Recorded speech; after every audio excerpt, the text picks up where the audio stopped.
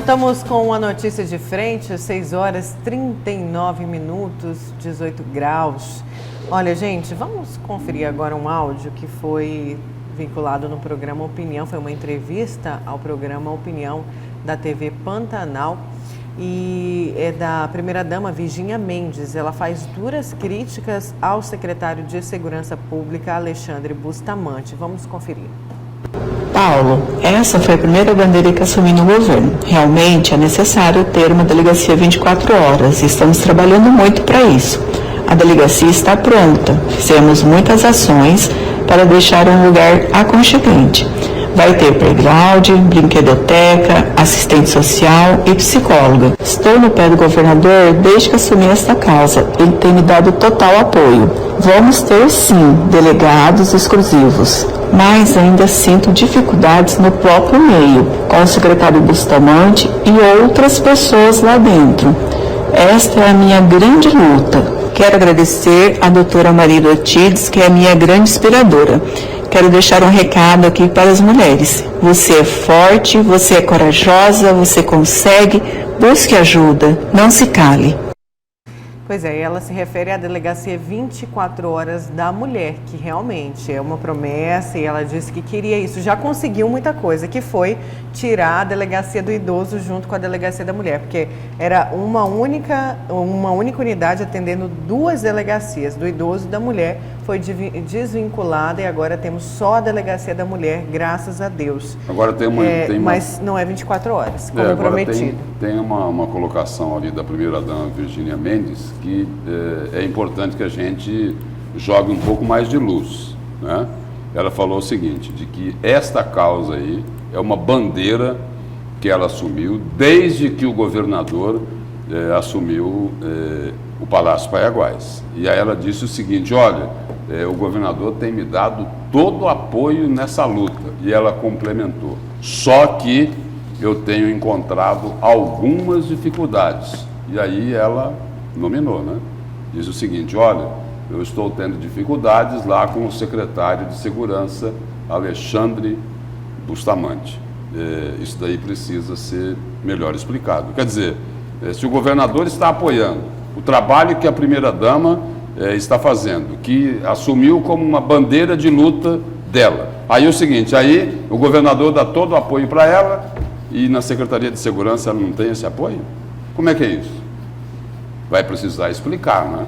Quer dizer, a crítica dela foi pontual, ela foi cirúrgica, ela apontou o dedo, então tem que ter uma explicação para isso, né? A Secretaria de Segurança, de repente, tem lá as justificativas dela por não estar, digamos assim, fazendo coro com a primeira-dama Virgínia Mendes. Olha, e a Assembleia Legislativa deve votar hoje à tarde mudanças de regras para a concessão de aposentadoria e a criação da Previdência Complementar dos servidores públicos estaduais. Mas antes, pela manhã, os deputados estaduais precisam analisar 31 vetos do governador Mauro Mendes. Os detalhes com o Antônio Carlos Silva. Bom dia. Pela manhã, 31 vetos do governador Mauro Mendes a projetos de lei de autoria de deputados estaduais serão analisados pelos parlamentares. Apreciar vetos é prioridade. Sem isso, não é possível votar outras matérias. Inclusive, no período da tarde, está agendada uma sessão extraordinária para analisar duas matérias previdenciárias. Uma delas é uma PEC, proposta de emenda à Constituição Estadual número 6. Ela aumenta o tempo de contribuição previdenciária do funcionalismo público estadual de todos os poderes. Como é hoje, 30 anos de contribuição para se aposentar. Qual que é a proposta do governo? 40 anos.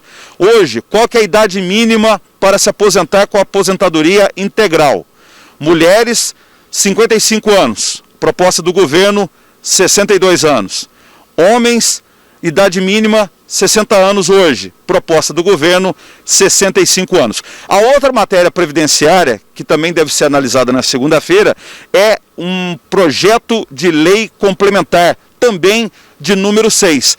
Ele cria uma previdência complementar para o funcionalismo público estadual.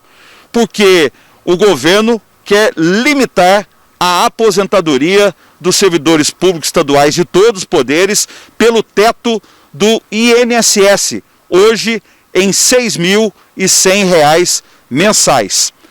As duas propostas sendo debatidas no meio dessa pandemia têm sido criticadas. O governador do estado tinha que atropelar em tempo de pandemia uma decisão como essa, é um absurdo, injustificável. Eu busquei, rebusquei, tribusquei e não encontrei nenhum lugar que dissesse que o governador teria prazo exíguo para apresentar uma PEC e um PLC como este. Pelo contrário, a emenda constitucional 113 estabelece 2 anos, portanto, o governador tem até abril de 2022 para apresentar a essa casa essa proposta, por isso sou contra na sua integralidade, votarei contra a PEC e o PLC 06 em favor dos servidores públicos que não aguentam mais ter retirado do seu lombo, retirado do seu couro os recursos e os direitos que eles adquiriram ao longo de toda a sua história. O Palácio Paiaguás alega que a Previdência Pública Estadual tem um déficit mensal de R$ 115 milhões, ou seja, todo mês o governo tem que tirar do caixa do Tesouro Estadual 115 milhões para complementar pagamento de aposentadorias e pensões. E se uma reforma não for feita, em 10 anos, o déficit, a falta de dinheiro pode chegar a 31 bilhões de reais. Por sua vez, os servidores públicos estaduais e deputados que apoiam o funcionalismo lembram, já esse ano, o governo já começou a cobrar, aumentou a contribuição previdenciária de 11% para 14%. Isso descontado no salário do funcionalismo. Inclusive, não só para funcionários públicos estaduais civis, também para os militares, quando deveria ser de 9,5% esse ano e a partir de janeiro de 10,5%. Mas uma ação do governo de Mato Grosso no Supremo Tribunal Federal autorizou a desconto de 14% também no salário dos servidores militares. Por isto, há parlamentares que buscam um consenso, uma medida de meio termo para atender tanto o funcionalismo quanto o governo de Mato Grosso. Nós tínhamos uma margem para ser trabalhada e a Assembleia trabalhou dentro dessa margem para que também não houvesse tanto prejuízo ao comércio, aos empresários e aos segmentos que a reforma tributária impactava.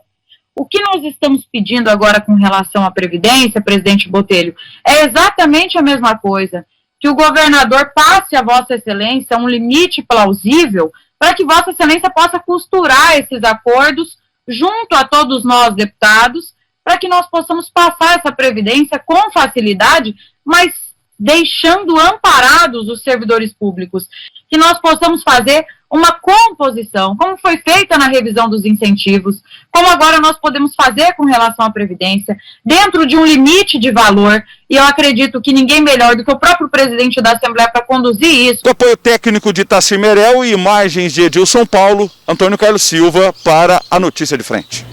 Lúcio, vamos rapidamente para o seu destaque. Vamos lá, Nélio. Meu destaque de hoje é para dizer que a prisão lá do ex-assessor do senador Flávio Bolsonaro, Fabrício Queiroz, envolvido lá como na investigação, ele seria lá o operador, né, daquele esquemão da rachadinha quando Flávio Bolsonaro era deputado estadual lá no Rio de Janeiro. Então, a prisão do ex-assessor do Flávio Bolsonaro pode ajudar a impulsionar bastante a carreira de um brilhante advogado aqui de Mato Grosso. É que com a prisão do Fabrício Queiroz, o advogado do presidente Jair Bolsonaro, o Frederico Wassef, que acabou tendo o nome dele envolvido, porque ajudou a dar um sumiço aí no Fabrício Queiroz durante um longo tempo, a família Bolsonaro entendeu que o Wassef não servia mais para ser o advogado do presidente. E aí, quem está sendo cotado, né, é o advogado Wendel Rolim, aqui de Mato Grosso, cotado, de repente, para assumir as causas lá do presidente Jair Bolsonaro.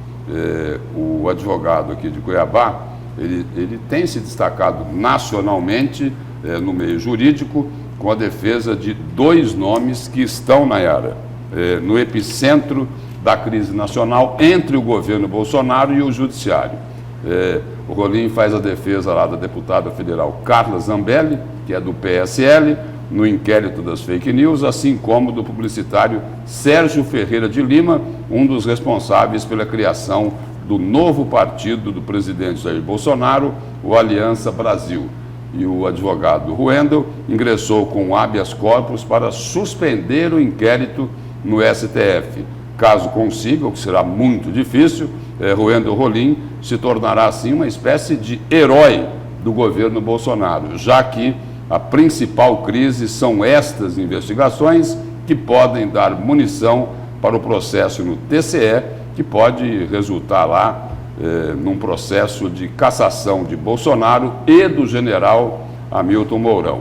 Nos bastidores, a informação é a seguinte, de que caso o Ruendel tenha êxito na defesa, poderá inclusive integrar, passar a integrar aí a defesa do próprio presidente Jair Bolsonaro e uma outra possibilidade, viu, Nayara? Ou até ir para a AGU, a Advocacia Geral da União, como ocorreu com o hoje ministro do Supremo, Gilmar Mendes. E Ruendel Rolim tem o seu escritório na lista dos mais admirados do país por 2 anos consecutivos.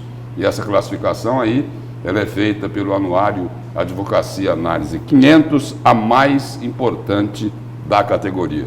Aqui em Mato Grosso, ele foi responsável aí por uma delação famosíssima, a delação do empresário Júnior Mendonça, o primeiro delator da Operação Ararate, que já está na 16ª fase. Por falar nessa 16ª fase, só complementando aqui, tem um documento aí que revelou as 33 empresas e 30 pessoas físicas alvos da Ararate, que deve ainda dar muito o que falar. E tem empresário forte aqui, tem o pessoal lá da construtora Trimec, envolvida lá no governo Silval Barbosa, tem a empresa Abaco Tecnologia, que tem ligação com o ex-presidente da Federação das Indústrias, Jandir Milan, Então, ainda deve ter muita água para rolar embaixo da ponte sobre a Ararate, dificultando ainda mais a vida dos 5 conselheiros afastados do Tribunal de Contas do Estado. É isso aí. Certo, Edivaldo Ribeiro, rapidinho, um minutinho que a gente tem 30 segundos para você comentar o destaque do Lúcio. Não, Lúcio, o destaque, como sempre, preciso, cirúrgico, Eu acho que está demorando muito que essas delações da Ararate venham à tona para que a população tenha conhecimento de quem é quem nessa história. Quem é quem nessa história? Quem é que engapou o dinheiro? Quem é que desviou o dinheiro? Que o quanto que a população perdeu? Que o dinheiro não vai ser devolvido. O que nós tivemos aí é uma verdadeira afronta, um verdadeiro tapa na cara da sociedade. O cara rouba 1 bi, devolve 40 e pouco sucateado e fica por isso mesmo. Então, a população não acredita nisso aí, não. Vamos ver se esse da Ararate, a gente tem um desfecho convincente para convencer a sociedade de que a justiça existe. Isso aqui é o fato verdadeiro. Certo, Edivaldo. Vamos então para o intervalo. Na volta a gente continua com a notícia de frente.